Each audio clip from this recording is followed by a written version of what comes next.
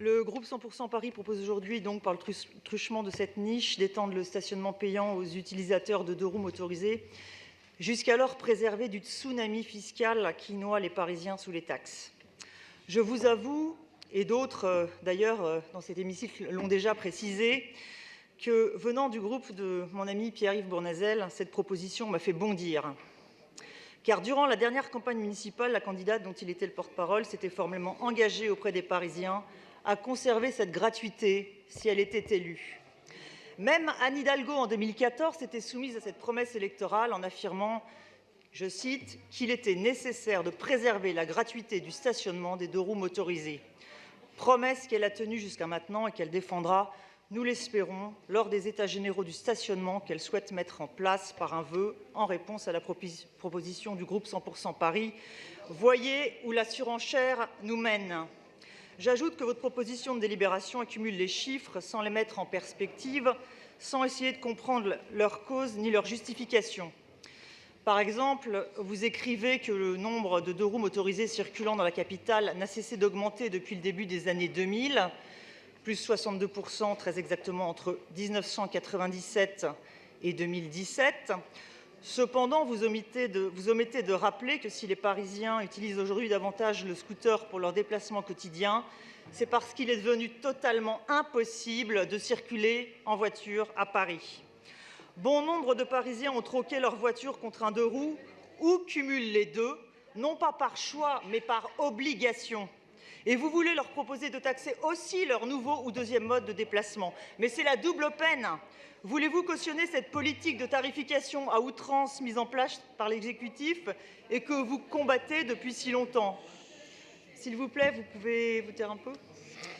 Ou alors, pensez-vous peut-être que les Parisiens ne sont déjà pas suffisamment taxés?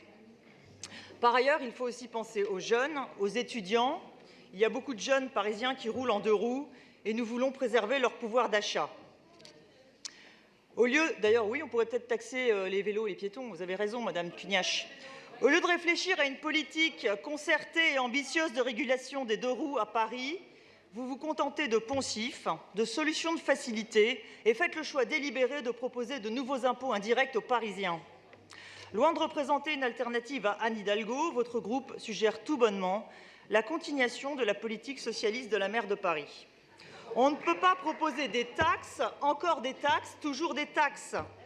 Alors que la voirie est devenue un champ de bataille, que le métro 10 fois plus pollué que l'air en surface est bondé aux heures de pointe, trop souvent en panne, alors que les bus accusent des retards chroniques sans cesse détournés de leur parcours habituel par des travaux sans fin, alors même qu'on nous intime depuis des années de tirer un trait sur la voiture individuelle, le 2 roues est devenu le dernier espace de liberté pour se déplacer rapidement dans Paris.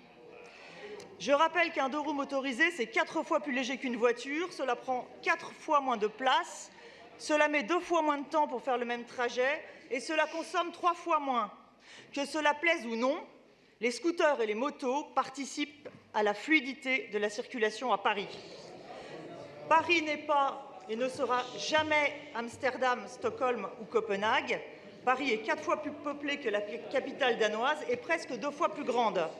Tout le monde ne peut donc pas rouler en vélo ou en trottinette dans la capitale.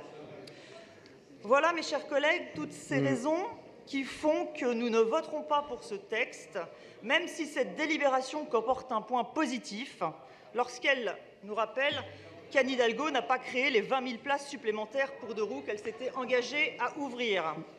Dans le domaine des mobilités comme dans les autres, nous pensons que la solution ne passe pas par le biais d'une nouvelle taxe et par conséquent d'une nouvelle sanction financière. Franchement, il faut arrêter d'emmerder les Parisiens. Merci pour cette